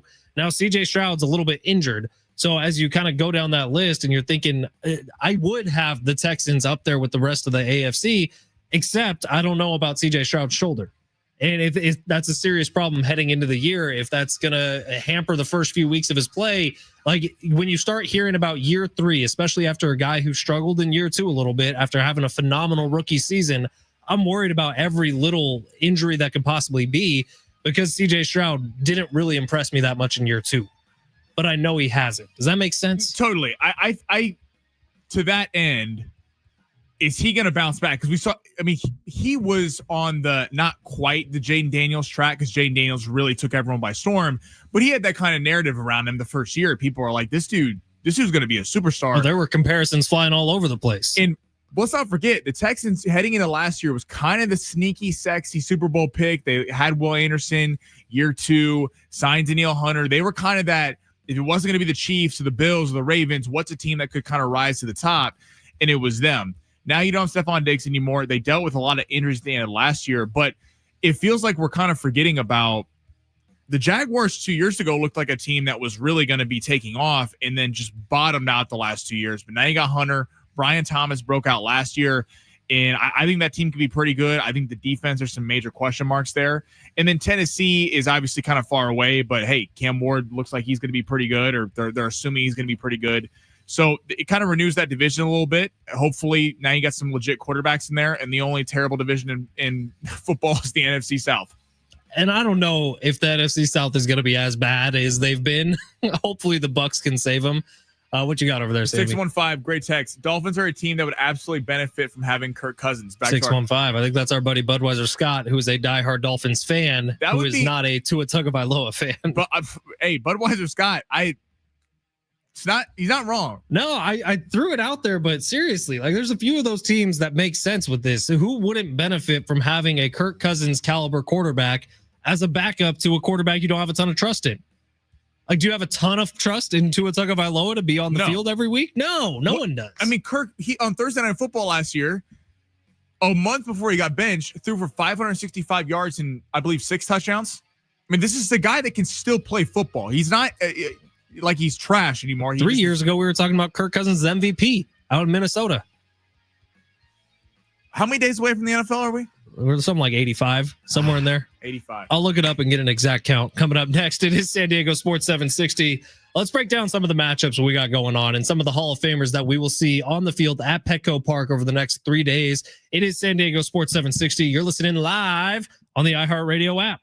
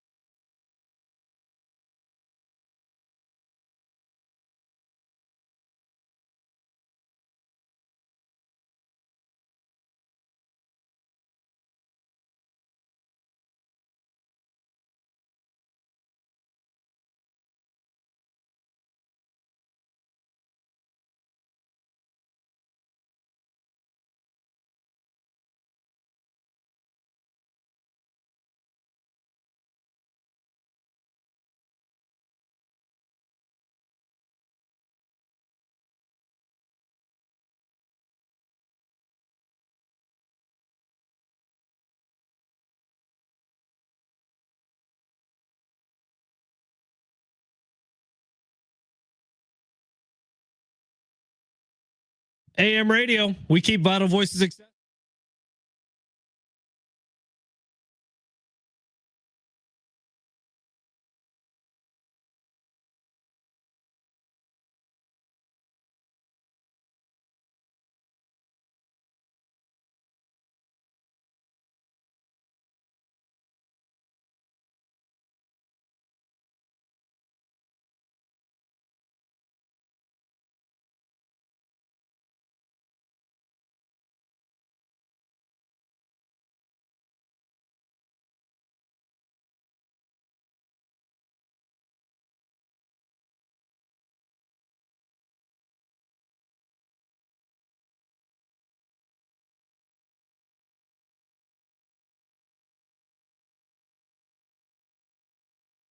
Yeah, a couple weeks ago. That was a pretty big deal, but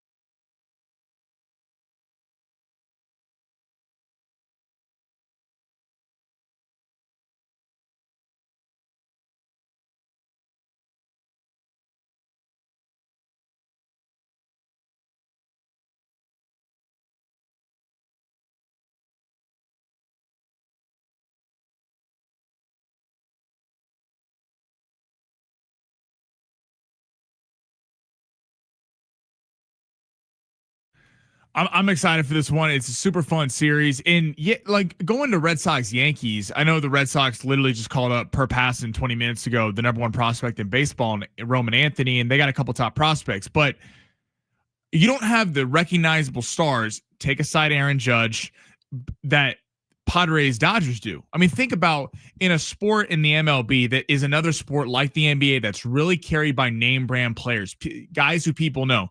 People know who Shohei Ohtani is. They know who Fernando Tatis is, Machado, Freddie Freeman, Mookie Betts, Jackson Merrill. People are really starting to nationally become familiar with. There are name brand players in this series that are going on that I think draws a really big crowd. And then you add in the fact that the fan bases hate each other. It's one game apart in the division right now. So anyone that wants to go, you're looking at your scoreboard watching in June. Well, yeah, because the next week and a half, 11 days is a big deal. If one of these teams, the Padres or the Dodgers, wins a majority of these games, or we can't forget about the Giants and the Diamondbacks are playing really good baseball to a lesser extent, 7.5 games back. If one of these teams falls out or has a really bad week and a half, this is not a week and a half the Padres can afford to not score. Same kind of for the Dodgers then. The Dodgers are dealing with a lot of injuries right now, but if you're a Dodger fan, I don't think you want to be looking back a week and a half later going, you lost a bunch of games to the Padres and lost a tiebreaker. So it's fun that we're getting really meaningful baseball in June.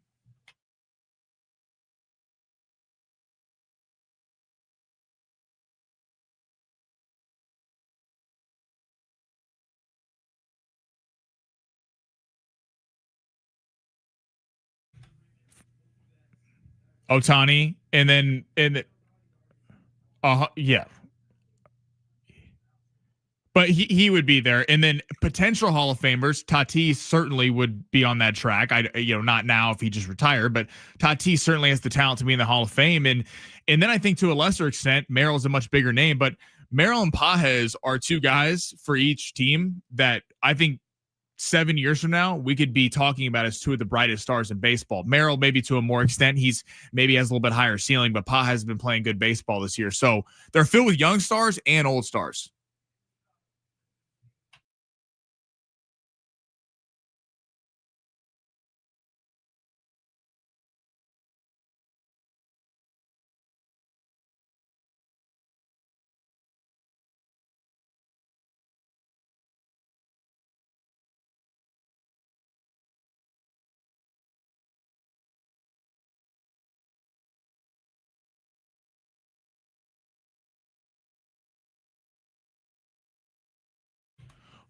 Who's got to be so where do you think the Padres have an edge over the Dodgers, if there is one?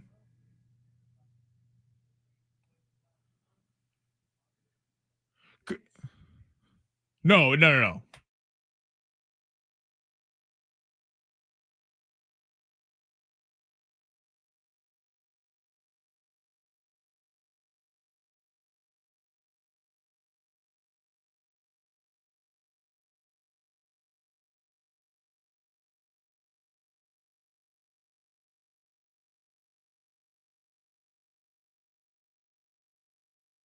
This is a really important series for the Padres because you got them next week in a 4-game stretch. Now the Padres are kind of got a blessing in disguise in the series. You're not facing Yamamoto, and Yamamoto has been the surefire ace for the Dodgers, one of the best pitchers all year. And considering that Snell's not there, Gonsolin's not there, Glasnow's not there, Sasaki's not there, this is a really depleted starting rotation. In the Dodgers ideally want to get to the 5th or 6th inning and have their starting pitcher give up 1 to 2 runs and give it to the bullpen. This is a real opportunity because the Padres have the pitching advantage. Tonight is probably a toss-up. I get you'd probably lean Pivetta, but May has the stuff that is right there. Cease versus whoever's going tomorrow night, you would have the edge for Cease. And then Randy Vasquez and Robleski are kind of a toss-up. I think Randy Vasquez has been inconsistent this year, but Justin Robleski hasn't been that much better either. So they're at home. I think it's very manageable to think that they should win 2 of 3 of these. And considering you're going to face Yamamoto next week, it's going to be up in LA. I think it's really important for the Padres to win this series this week.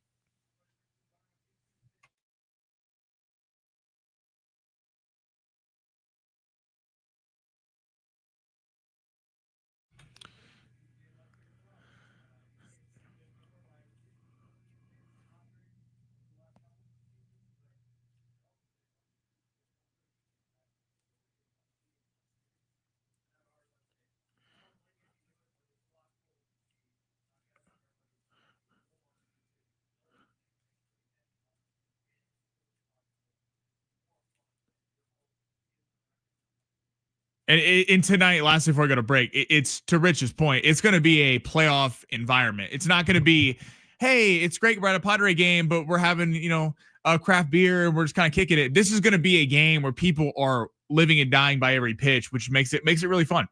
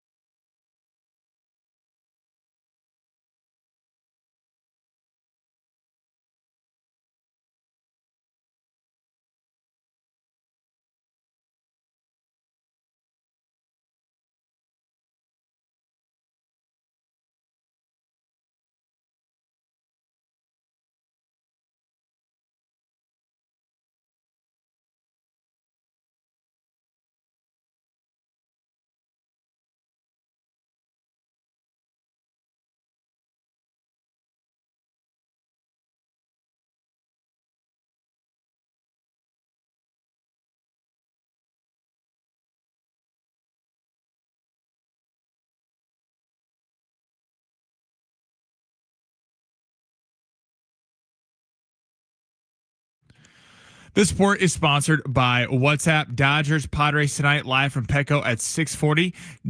Dustin May will be on the mound for the Dodgers with Nick Pivetta going for the Pods. The Dodgers are currently a slight favorite at -120, while the Padres are even with a pick'em. In the Stanley Cup tonight in the NHL, Florida back at home after stealing a game in Edmonton, 1-1 series tied. That game will be going at 5 o'clock tonight. Edmonton is +120 on the money line, with Florida being -140. On WhatsApp, your personal messages stay private. So things like those selfies from last weekend's party stay between you and your bestie, because on WhatsApp, your personal messages are yours. No one else can see or hear them, not even them. WhatsApp, message privately with everyone.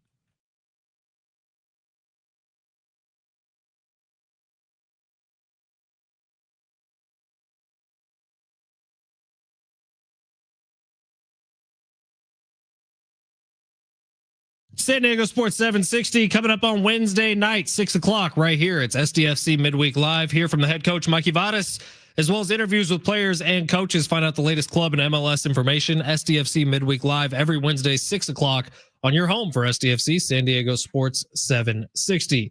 This weekend's game for the boys against Club America from down in Mexico, the biggest club team in all of Mexico. The boys get the win. Now, they weren't playing against the A team for Club America.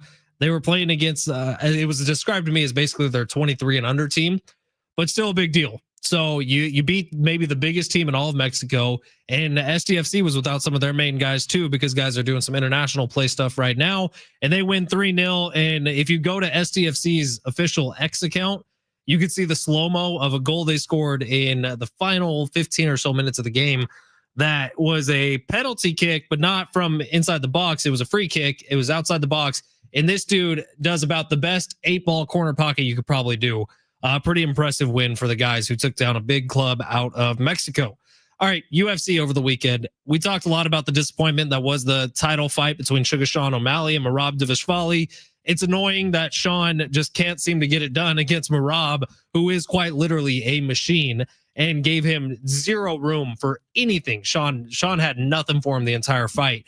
But the event as a whole, so Kevin Holland, who is entertaining whether he wins or loses, gets another big win. And I think it's just, that is who the UFC needs to be promoting. Now, he's not talented enough to go up against some of the bigger guys in his weight class, but Kevin Holland is just so much fun every time he takes the octagon. And he does it again. I believe a 3rd round knockout, a really fun performance from Kevin Holland. But then the co-main event was Kayla Harrison, a.k.a. Muscle Mommy, a.k.a. Sammy's Dream, was fighting against Juliana Pena. Juliana Pena was the holder of the female bantamweight title, and this fight was over before it began. Kayla Harrison dominated every single aspect of it, but what was cool happened right after that fight. Amanda Nunes walks into the octagon, because that's going to be Kayla Harrison's next opponent. And Sammy, when you talk about who could be the next big star of the UFC, they've already had her. She retired. It's Amanda Nunes.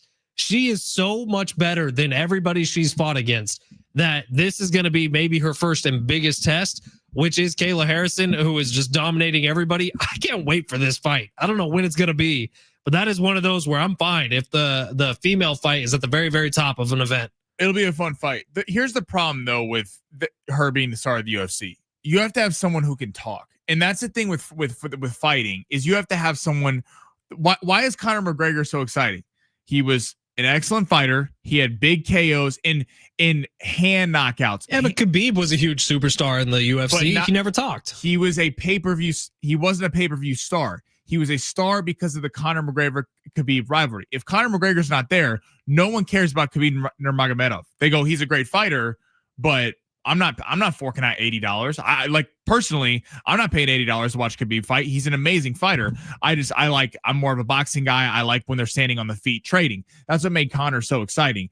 And Conor's press conferences were must-see TV. I mean, people would literally stop what they were doing to watch the press conferences because they were so funny. That's where it sucks that Sean lost, because I don't know that I'm seeing someone right now that has that kind of the ability to kind of gather that. Like in boxing, the criticism's been the best don't fight each other, but boxing has the stars. They got talkers. They got Tank Davis, a big talker, Teofimo Lopez, Tyson Fury until recently. There's a lot of guys in boxing, Ryan Garcia, who can sell a pay-per-view fight. And I just don't know that in the UFC right now, an American-made star, I'm not seeing it. Maybe not any young ones. Now, Dustin Poirier and Max Holloway are scheduled to fight against each other for that BMF belt. That's coming up, I believe, July. Is that 318? I think that's when it's happening. But those two guys, both American, both incredible fighters, both have a ton of history on their side. But it also might be the last fight for each of them. And just one of them is going to be going out on top with the BMF belt. So that's the only problem. And you're right, Sammy. Like, I don't know how many people right now you would pay $80 for if your criteria is Sugar Sean. Like, would you pay $80 if Patty's headlining an event? Maybe. Because I would. I love Patty the Batty. Right. He's interesting. He's funny. He balloons up in weight and drops down. But it's tough with fighters because it's not like the NFL, NBA, or MLB, where if you win, the Padres could be, no one could talk about it, but if they go win a World Series, they win a couple, people are going to be forced to talk about them whether you like them or you hate them. That's kind of what it is in the NFL. Like no one would pick Kansas City to be the team that was dominating for a while because it's a small market, it's in the middle of the country, but people will have to talk about them because they're in the Super Bowl. Now the Eagles won the Super Bowl. So it's hard with fighting, doesn't have that. You have to be sellable. People have to like you or hate you. Floyd Mayweather was the best at that. People hated Floyd and they would pay $100. Still do. People would pay $100 to potentially see him get his ass beat, and it never happened. So I don't know that the UFC's got that right now. I hope. I'm a fan of the sport, but we'll see. So another little piece of wisdom I'll impart. I was talking to my wife on Saturday night, trying to convince her to let me put the fights on the big TV because I really am a big fan of Sean O'Malley. I want him to do well. And so during this conversation, she said, yeah, but is this rigged like the Jake Paul, Mike Tyson fight? I was like, no, the UFC is like the NFL and boxing's kind of the one where you can sort of tamper with it. She was like, the NFL, but don't you think the UFC has some tampering too? They did. In terms of scorecards. Yes, the judges are crap in the UFC, but a lot of fights don't end up going to decision, at least the ones that we care about. Now, she followed that up with saying, yeah, but the NFL is scripted. Everyone knows that. And I said, sweetheart, don't get like a true 49er fan. But if the NFL is scripted, why would it not? Why would the Kansas City Chiefs and the New England Patriots be the two biggest dynasties in the history of the franchise? It's like people want to go to the NBA. Like, hey, you want to talk about the draft lottery? That's one thing because that's behind closed doors. That's the one thing in sports. I'm not saying it's rigged. Sounds like you're saying it's rigged. I don't believe in stuff like that. But it sounds like you're saying Adam Silver and Nico Harrison had a little conversation saying, hey, if you move Luka, we're going to give you If there was one to be rigged, it would be the NBA draft lottery. But to say no, that people want to go, oh, the NBA is rigged. Well, then why the hell would the Pacers and Thunder be in the finals? It would be Lakers, Celtics, Lakers, Knicks, or Warriors, Knicks every single year, and it wouldn't even be a debate. And in the NFL, there's no shot New England and Kansas City would be the two reigns of terror. Why have the Giants and Jets been awful for so long? Thank you. The biggest media market in the world would why be have the 49ers lost every Super Bowl of my lifetime? You would think that if it was rigged, they'd give us one. Please, NFL, I'm not above it. Did you see what Silver said about? He went on a Fox show. I don't even think Adam Silver is human. But he said he was trying to sell the NBA Finals. That's his job. He's commissioner of the NBA. But he was talking about how if the Super Bowl was Packers Steelers, no one would be complaining in the NFL because it's True. Even though small markets. And I'm curious what your thoughts are on that because. Like, what are your thoughts on that of the small market thing? The NFL is better than the NBA. Right. The NFL markets don't really matter. If it's Jacksonville and Cleveland on a Thursday night standalone game, I am watching the hell out of that game, and so is everybody else. The NFL has done such a better job of infiltrating society with their sport, making football part of people's lives that the NBA and MLB haven't really figured out yet. And MLB had it. For decades, MLB was that thing where you were tied to something. And right now in San Diego, it's true. People's identities are that they are Padre fans. And I respect that. I get it. I root it on, man. But people's identities are oftentimes tied up with their NFL team. And it doesn't matter if you live in a place where the NFL doesn't exist.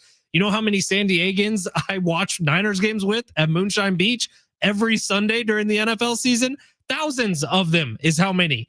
Like it does not matter where you live. You have an NFL team for the most part, and that NFL team is part of who you are. That's where Major League Baseball and the NBA are slacking. And nothing. I agree with all that. Nothing's bigger than the Shield. Like the right. NFL, no matter if it's Patrick Mahomes, Josh Allen, Lamar Jackson, name all the quarterback, name all the biggest stars in the NFL. The NFL is still bigger. I was at the gym today and I saw a Packers shirt, I saw a Bills shirt, I saw a Commanders shirt, and they were in Escondido, California. I mean, it's insane that's walk around this building. Yeah, it's the biggest thing. You complain that there's 3 Niner fans who live in this building. There's also 2 Packers fans. There's a Saints fan back there. There's a diehard Commanders fan over there. Like everyone is here because you're a freaking Chiefs fan. The hell are you doing here? You've lived everywhere in the country except Kansas City. Yet my whole family is from Kansas City. I watched the Brady Quinn years. I don't want to hear any of it. Yeah, but that's what I'm saying. You've lived in Seattle. You've lived in LA. You've lived in Arizona. You've lived a majority in San Diego, and you're a Chiefs fan. Right. But it's part of your identity. But it is funny that like the Packers and the Steelers, 2 historic franchises, but you would never pick Green Bay and Lambeau.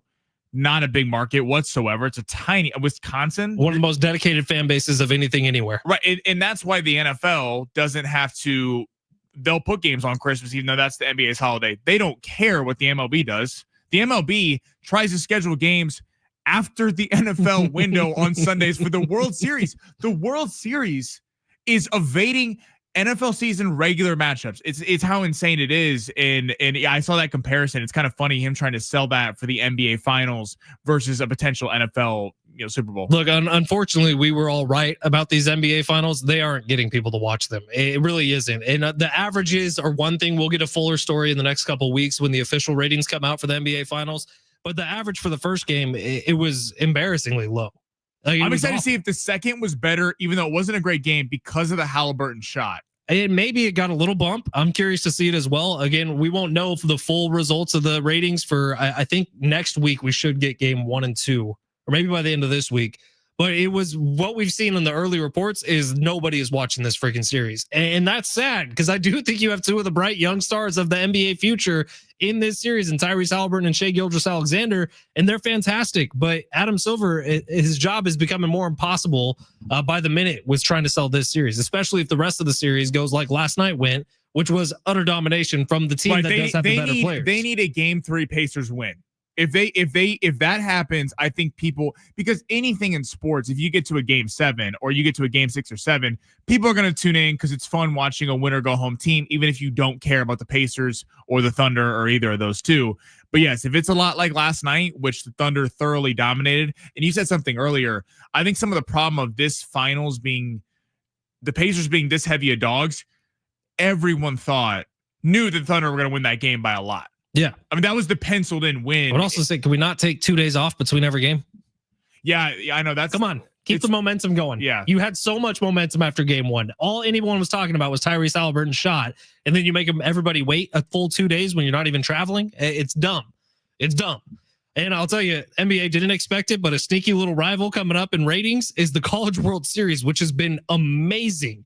They're just settling down to the final 4 teams, I think. And I think the final one gets decided today, but the College World Series is. Did you just compare the College World Series to the NBA? Obviously the numbers aren't going to be close, but I'm telling you, like the College World Series has been eating away at it because if you go online, man, that's what people are talking about.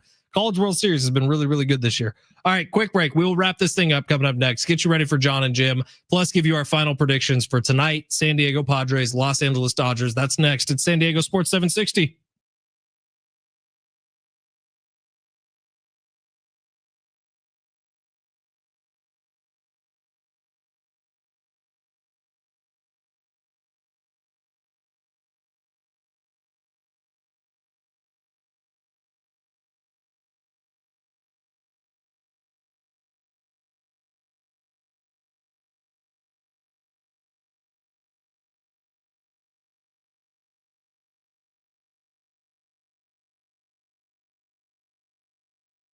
Download the Prize Picks app today, and when you do, use promo code Fletch. That's going to get you a $50 bonus on your first $5 entry.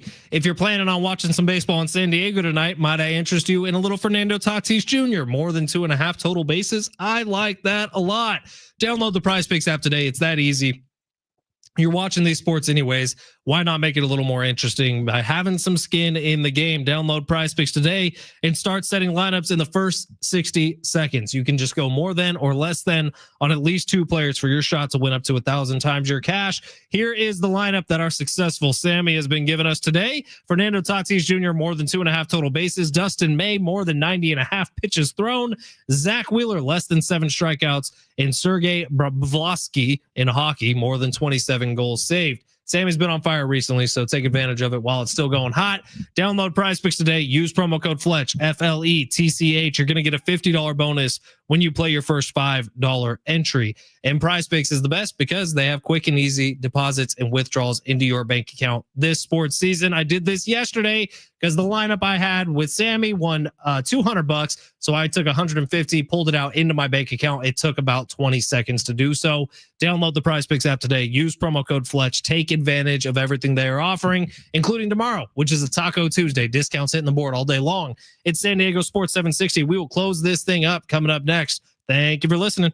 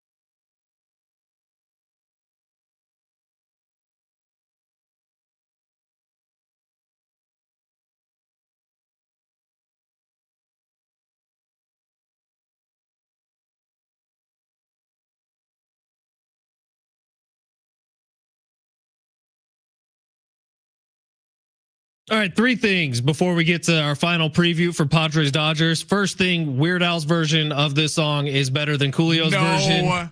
You should be banned, dude, from saying something like that. Paradise is one of my favorite songs ever. Don't. Coolio's version's great. I'm not saying anything bad about it. I'm not saying Weird Al's version's bad. I'm just saying Weird Al stepped it up a notch. No. You're entitled to your own opinion. Do you like his version of Smells Like Teen Spirit better too? Smells Like Nirvana. It's pretty great. He just mumbles throughout most of the song, which Nirvana did too. This won a Grammy. I believe it. Has Weird Al never won a Grammy? Because that's a snub if I've ever heard one. Right and Dirty? More like White and Nerdy? Come on, Sammy. I don't like the disrespect you're throwing to Coolio right now. I just really like Weird Al. I like Coolio too, but Weird Al might have done it better. Hey, I know something that we all will agree with. There is a company in San Francisco. It's called Loyal. They are developing a new drug, not for human consumption, for dog consumption. I saw this. Expected to extend dogs' lives up to 4 years. Hell yes. Bring it on. As long as it's not like we've all had dogs, unfortunately, that we've had to put down. And it is the saddest day of anyone's life. I'm convinced it is the worst moment. Like I think about my life, it is the saddest I've ever been. But if there is something that can extend a dog's year happily, because towards the end, dogs they get real sad and it's one of the hardest things to watch. But if it can happily extend a dog's life for 4 years, I will give it to my dog every single day. That seems like the one thing that would be way, way, way, way worth it.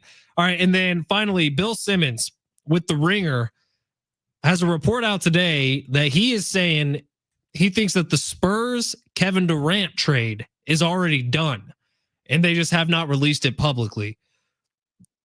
Do the Spurs make sense for Kevin Durant? Because that would be pairing, assuming they don't have to give up De'Aaron Fox or Wemby, which I don't think they would, in a trade to get Kevin Durant. Does this make sense to have that be your big 3 heading into next year?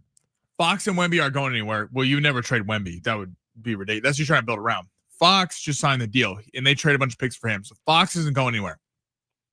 The Spurs have a ton of trade capital because they have the number 2 pick. Cooper Flagg's going 1. It's going to be Dylan Harper, Ace Bailey from Rutgers. Both 2 really good young guards, could potentially be superstars for them. They were great at Rutgers. What a name for Dylan Harper. Exactly. And then you have Stephon Castle, who's one of the best young guards last year who they picked. They also have the 14th pick. It's kind of insane how many picks in draft collateral that they have. So if you're getting Kevin Durant for the 2nd overall pick and you want to swap that, that's fine. No shot am I trading for a 38-year-old Kevin Durant who's dealt with injury history and is also kind of frustrating to deal with in the media at times. I'm trading the number 2 pick, which could be Dylan Harper and Stephon Castle for KD. If I'm doing that, I'm getting Giannis. Because Giannis, Fox, and Wemby, that's a potential title-winning team. That's nasty. Is KD, Wemby, and Fox not a potential title-winning team? No, it is. But in terms of he's 38. Yeah, and the West is much tougher than the East. Like Giannis is 30, 31. So you're going to have Giannis for the next 5, 6, 7 years and it's still playing high-level basketball. I don't think that Giannis can't shoot. I know, but you bring KD over, he can shoot. The whole reason they get KD is to teach Wemby. Like, seriously, Wemby is a prototype of Kevin Durant. But who are you guarding? KD and Wemby on the court at the same time. It's fantastic. You're screwed. It's fantastic. And De'Aaron Fox is an elite passer. If you are getting rid of Castle and a top pick for a 38-year-old, no. I'm not doing that. For I see Giannis, your logic, yes. man, but I feel like the Spurs make this happen. They are number 1 on my list going into next year. The KD or Giannis going there that's a scary deal. Again, for the rest of the league. Bill Simmons with The Ringer, extremely tied into the NBA. He is saying that it's already a done deal. KD is going to the Spurs. Wemby and KD play 2 alike. Giannis would be fascinating because you could put Wemby out on the perimeter, and let Giannis kind of be your point center. All right, I've been trying to kind of work this out in my brain how I think tonight's going to go for Padres Dodgers. It's a little bit out there, but stick with me here.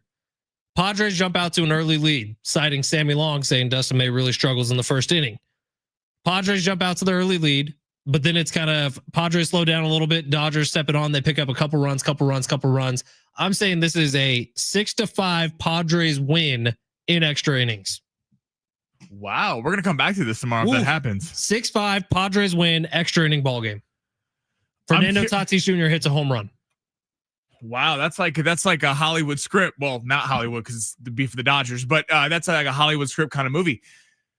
Okay, 6-5. I like that score range. I feel like I think this my favorite bet of the night is over 8.5. I think even though it's Pivetta, even though it's Dustin May, I think this is going to be an offensive showing. Again, monotonous, long season for baseball. Been on the road. Dodgers getting back from St. Louis. Padres just getting back from Milwaukee. I think this is going to be the stars are out. Padres obviously got some stuff to prove after the playoff performance last year. I don't know what my final score is. I kind of like 6-5. I like around that. Who do you have winning?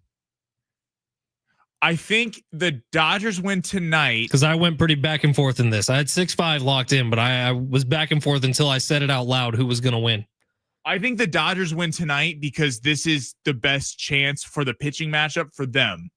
Because Wroblewski can definitely get taken advantage of on Wednesday. I don't know who's going tomorrow, but they're certainly going to have the pitching advantage there. I think Dodgers probably win tonight. I think Padres win tomorrow, and we're heading into Wednesday with Vasquez and Wroblewski, which is going to be bet the over because both those guys, I don't know that you can really trust to be shutting people down. If you think about it like this, Padres fans, these teams are separated by what, 2 games right now? Dodgers 39-27, Padres 37-27. Maybe by the end of this thing, there's a new leader in the NL West clubhouse. I'm excited to see. My biggest focus tonight, outside of all the batters, is what bullpen pitches better because these are the 2 best bullpens in baseball. Even though the Dodgers have struggled recently and the Padres have a little bit, I think in terms of at the end of the year, these are going to be the 2 best teams with bullpens. Who handles the pressure better? Is it the Padres because they're at home, or is it the Dodgers who got Kopech and Yates back? If you happen to be in a place where this type of thing is accepted, I would throw some money on Fernando Tatis Jr. anytime home run for tonight. We have them in long shots, more than 2.5 Red Demon. I like that a lot, but I'm saying if you could just simply go to your local casino in Vegas, or if you have a certain person that you reach out to for bets. We don't do that, Sammy. We don't do the illegal stuff here. You speak for yourself. But I'm saying I would be throwing money on Fernando Tatis Jr. anytime home run tonight. Shout out to all the 715 people on our stream right now. We love you guys. All of you. I'm looking right at you. John and Jim coming up next at San Diego Sports 760.